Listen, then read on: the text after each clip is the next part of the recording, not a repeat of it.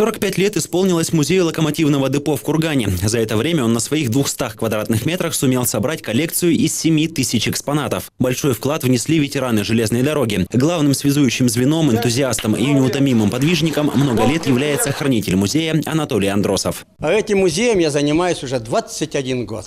Как пошел на пенсию, у меня здесь вот в музее за мою бытность побывало 22 делегации иностранные из капиталистических и социалистических стран. У меня все руководители нашей дороги, все здесь были. Начальники отделения все здесь были.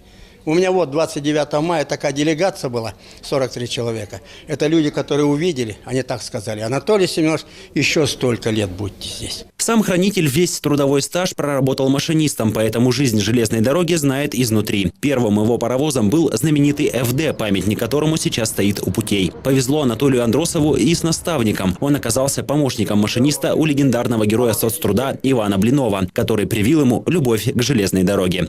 Так я хочу сказать, что если машинист воспитает своего помощника, у него тоже будет идея такая же заложена в дальнейшем воспитывать таких же помощников. Если люди, которые побывают у нас в музее, а потом начинают продолжать работать в локомотивном депо, у них взгляды, мнение и желание работать совершенно другое.